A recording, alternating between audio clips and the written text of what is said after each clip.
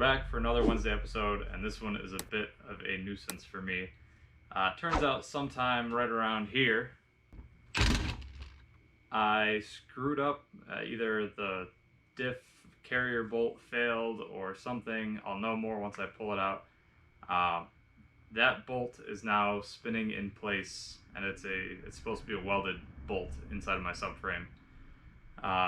On the way to Pineview to film the BMW episode that you've seen by now, my diff started to come loose. I noticed when I got to Pineview, we remedied it and I drove it home.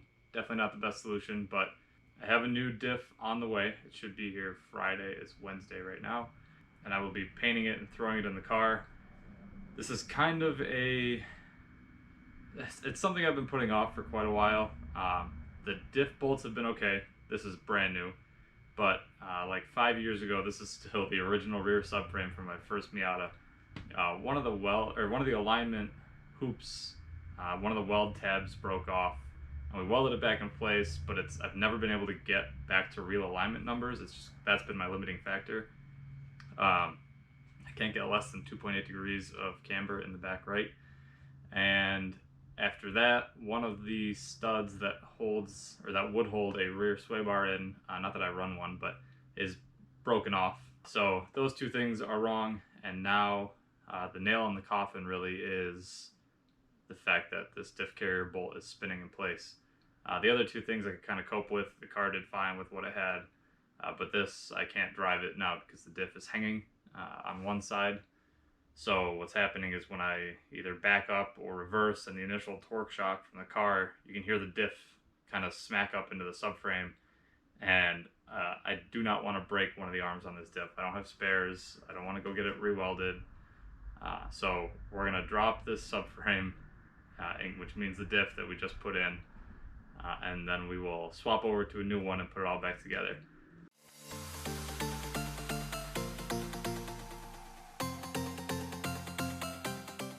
So the two bolts back here we're going to want to take out are right here, and then the same thing on the other side, which I'll show you because it's behind the gas panel. But these are 12 millimeters, I believe, on mine. On a factory Miata, they should be 12s or 14s. So yeah, we'll blast these out. This is the top of the shock tower.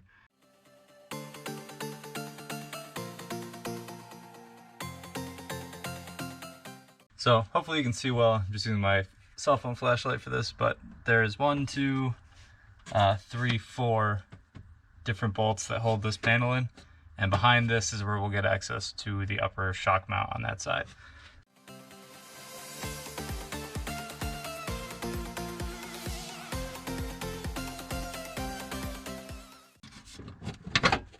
Wiggle a little bit, and out she goes. So this side is a bit hard to film like a good process of, so I'm just going to show you first, and then we will cut to it like it never happened. So you can see there's the top of the shock mount right there, the little red guy. And then the same two bolts, one on either side. It's kind of tricky to get in there. You almost want to put a wrench in between these two lines. I'm not a fan of taking those lines off. It's so much extra work. So suspension is free. Up top, it's still bolted into the bottom of the lower control arm. Since I am replacing these control arms, I am going to take them out. But if you're just dropping your subframe, you can in theory leave them in at this point. What I'm trying to prevent with the new upper and lower control arms is the fact that if I pull on these and there's no sway bar attached, they don't move freely. Nice anti-seize. So with the new lower control arms, in theory, it won't be like paperweight, but I should be able to articulate this arm up and down, and you'll feel that when you're driving. You'll feel the rear end kind of comply better. So that's the goal here, is to build a better responding suspension setup. But while I'm in there, bigger brakes, control arms, non-broken subframe. But we're gonna get to it now, so I'm gonna blast these out. It's just one bolt that holds them in. And then after that, I will likely take the PPF out of the car, which is pretty simple. You saw half of it in that Wednesday episode where I did the diff. So we're just gonna do that again.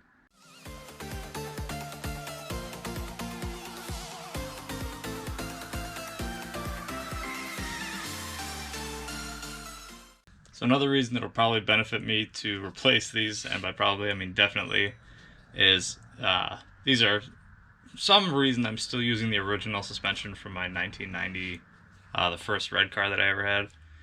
I POR 15'd it, or tractor implemented it, and it looked really nice, so I just kept it. And the nut on both sides, somehow, I guess it's pretty common on the crusty Miatas, the welded nut in here actually broke off. So what you saw me do there was grab this 19 millimeter nut with, you know, just an open end wrench and hold it in place while I impacted the bolt out. The tubular ones, I will not have to do that because it'll be just a through bolt, which will be really nice. These, it kind of sucks that they're like that because they have poly bushings in them, and we could probably put them in Dylan's car. But I'm going to see what our best option is. It might be best to just chuck these, or, you know, open this way up and weld an actual nut back in there. We'll see. We got a couple options. We got some time. So we got a couple steps that I'm just going to run you through now, and then I'll just set the GoPro up and time-lapse through it. Like you saw in the diff swap episode, I got to take the exhaust off, got to take the PPF out, I got to undo the drive shaft. I'm going to have a jack that supports the transmission, and then I actually have to take the PPF all the way out. There's the 2 bolts on the transmission, the 2 bolts here. There's a 10 millimeter ground here, and then I have to take all of these clips out of the wiring harness. So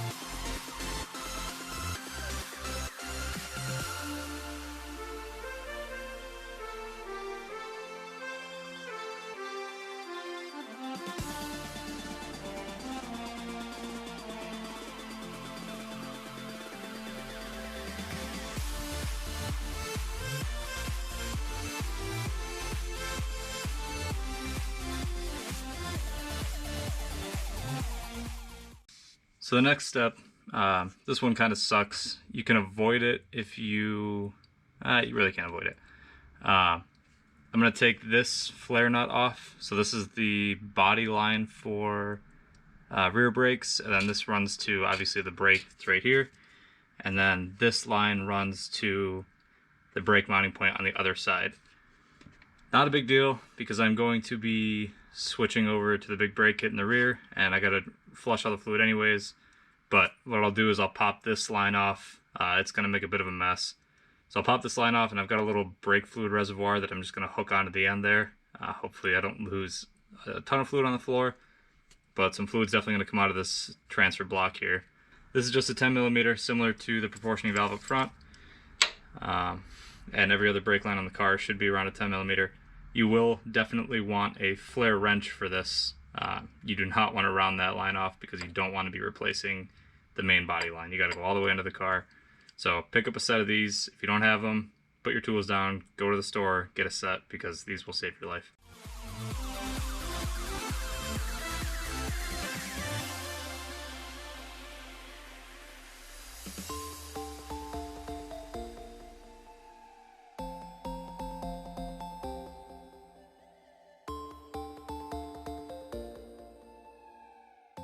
So once you get the brake lines unhooked, the last thing, you could do this anytime really, you want to undo the e-brake. These are connected to the body of the car, so they will stop you from lowering the diff. You want to loosen these. I believe they're either 14s or 17s, or one is one and one is the other. Loosen these. This is just a kind of like a C channel, so you'll push this forward, and then you'll pop it out of the end here.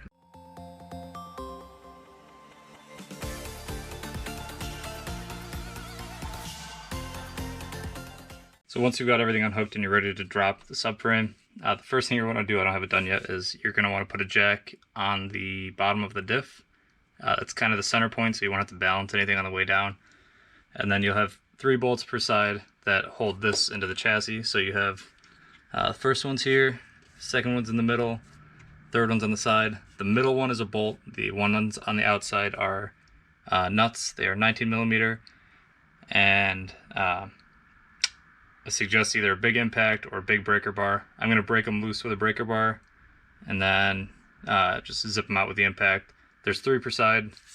It's pretty simple. You can do it with the control arms installed. You just need some long extensions. But yeah, pretty straightforward.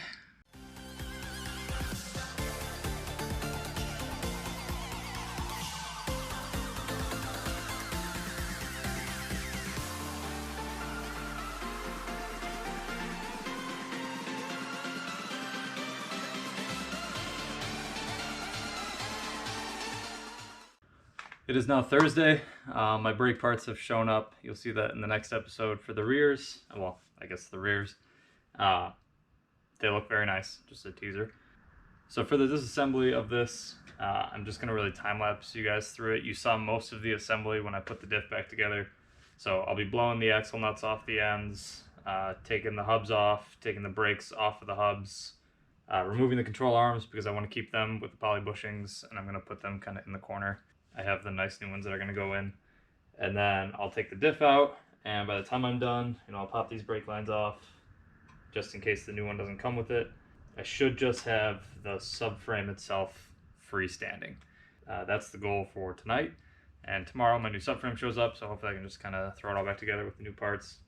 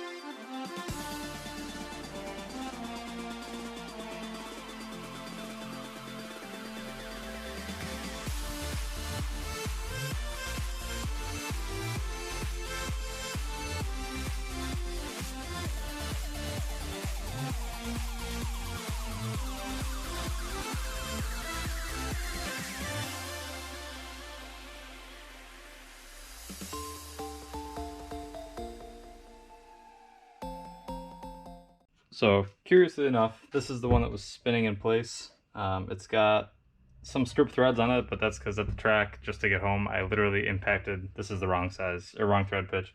I impacted this on just to get it home. But now, for some reason, it's not spinning in place. Kind of frustrating, because I want to know what's wrong with it, but I'm not sure. I mean, it feels solid. That one feels solid. Put the wrench on it.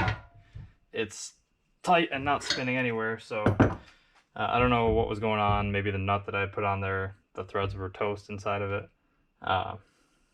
But it wasn't the only thing wrong with this subframe. So for starters, on top of that issue, this tab right here, I don't know how well you guys can see that. Let me try and pull you closer. This tab right here, the weld on this side broke off, I don't know, 4 years ago. The guys at the shop welded it back on. You can see the bead over here, but it's not perfectly concentric to this hole, so either it's cocked this way or cocked that way, and I can't take a ton of alignment out of this thing. These are the sway bar mounting brackets. Me 5 years ago wasn't the smartest, and I didn't tape these off when I painted this whole subframe. So you can see there's some serious buildup on the threads of that tractor implement. And what happened when I tried to install a sway bar a few years ago, this one just sheared right off. So I only have 3 sway bar mounting bolts on the back of this subframe, so you can't mount a subframe on it. It's kind of useless. And then the last thing, this is the first thing that happened ever. One of the bolts, this isn't really critical, but one of the bolts that holds that plate in over the diff cover actually just popped out at some point, also like 5 years ago. And to remedy it, I just stuck a M6 bolt through it, through the bottom. Fits perfectly, and I've just been running a nut on it. So this subframe in total, you know, a lot of little things led to this moment. So while it sucks I had to drop it before I wanted to, I definitely needed to. So the last thing I gotta take off is this. But other than that, this subframe is ready for the junkyard or the garbage or wherever. I'm not gonna sell this to anybody, even as a project, just because it's so busted that it's just not worth replacing. You know, new ones, Alex Todd from SNS Mazda Parts is sending me one for $120 shipped. I mean, it's not worth anybody's time to try and fix this when you can get replacements that cheap. And his is most likely going to be spotless because it's from a Southern car. So I'm really looking forward to having, you know, a nice, everything works subframe for once. I won't have to worry about little things. And this is kind of the Instagram reality of car builds. A lot of people don't show the little defects with their cars, but there's no point in trying to hide everything. So this is what it is. We're gonna fix it right this time, and we'll get it thrown back together. So it's Friday, hopefully the last day of me putting this together. The new subframe just showed up. It was very clean, but not as nice as I wanted it to be. If you saw the old subframe, it was really nicely painted black in that tractor implement stuff. So I just hit it with a coat of that. It's outside in the sun drying. Hopefully it's, you know, dry by this afternoon. But before I go any farther, I want to touch base on some of the nicer parts that I'm putting on, except for, you know, besides the big brakes. So rear lower control arms, I had factory ones with some offset bushings, and a buddy of mine locally, local autocrosser, picked up the last sets of these from 26 Motorsports. So these are chromoly lower control arms. This thing weighs like 4 pounds. It's pretty sweet. And Nick, the autocrosser, actually had these bushings. He designed them, fabbed them up with the help of some local guys. And so what you'll notice is there's 3 Delrin bushings and 1 polyurethane bushing. So if this is the front of the car, you've got Delrin at the knuckle, Delrin at the rear, and polyurethane at the front. And before I get flamed, the reason for that is under compression, for some reason, the stock setup in a Miata likes to toe in as, you know, as the suspension compresses, everything starts to toe in just a little bit. So you need some sort of compliance. Delrin is not compliant, so the rubber bushing here provides that compliance. This can pivot in here, obviously not by hand, but under load. That allows the suspension to stay free under compression. So the whole point of this setup is to relieve the suspension bind that I get, you know, under hard turning and stuff like that. So that's the one big up for this. Well, second, I guess. Weight is the first. And then the other, you can see these sleeved bushings. So I'll show you the inside here if I can. So inside of this one's kind of slipped in. There is a sleeve that is, I believe it's like 1/1000th bigger than the outside of this tube.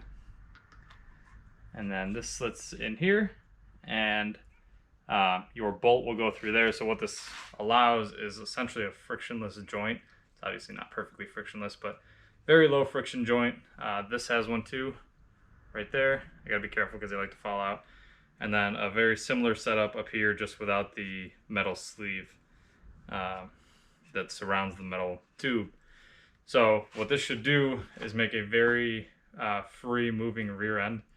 If you saw the upper control arms that I had for the rear, it is the same setup. So it is a offset Delrin bushing with a sleeved insert here. They're very loose, so actually let me hold this one.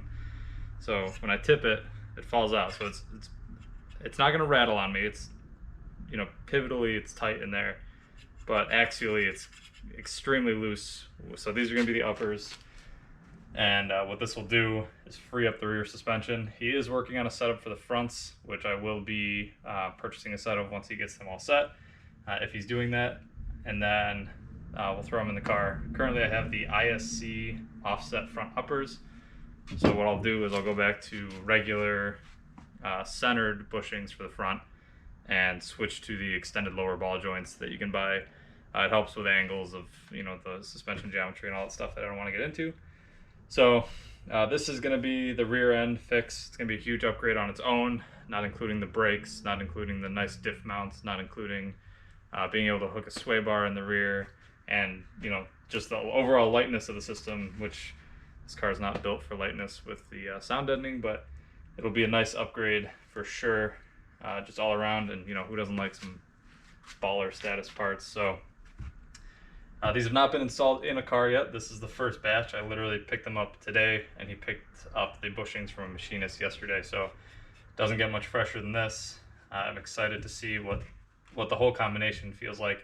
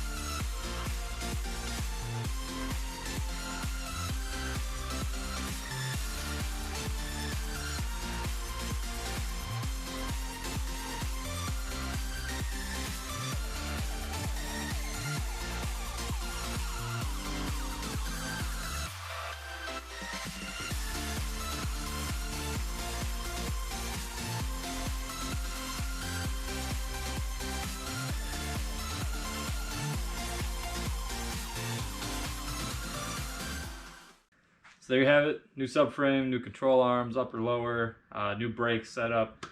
The only remaining thing that is, you know, original from the spring is the hubs. Even the diff is new, you know, as of last week. So the next step here is just reinstall. I'm gonna, for the sake of time, put a camera over in the corner and, you know, just time lapse the install process. If you watch the removal, the uninstall, it's the opposite. We're going to jack it up, put these 3 bolts in per side, so all 6 bolts in, and then we will, you know, go ahead, hook up the PPF, put the drive shaft in, hook the exhaust up. That'll be it for the undercar install, and then the remaining parts after that are going to be, there's no, you know, these are loose right now. We'll have to torque those down. Do not ever tighten these bolts, you know, when the suspension's at full droop. You want to set the car on ramps or something, blocks, whatever, make sure it's safe. And then when everything is loaded, that's when you want to tighten it. If you do it ahead of time, you'll preload. The car will be bound up in weird ways, which is exactly what I'm trying to prevent here. I'm going to string align it just so that I can get it to an alignment shop, and then I'll have my buddy Brian align it for me.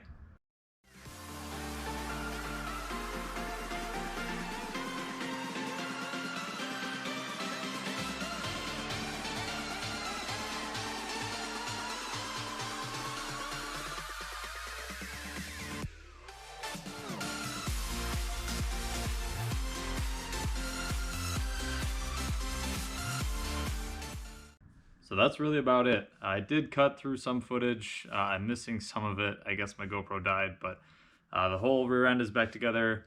I got it aligned. We were able to get negative 1.5 degrees of camber in the rear, which is huge compared to almost double that from what I had before. So that gives me more contact patch with the road, which means more grip, which means less chance of spinning out somewhere. And I could push the car harder on track, which all awesome. Everything functions great, no complaints. Some other benefits I've noticed are under like hard turns or bumps or anything like that, it just feels smoother, and that's most likely because the whole suspension in the rear can actuate along with the coilovers.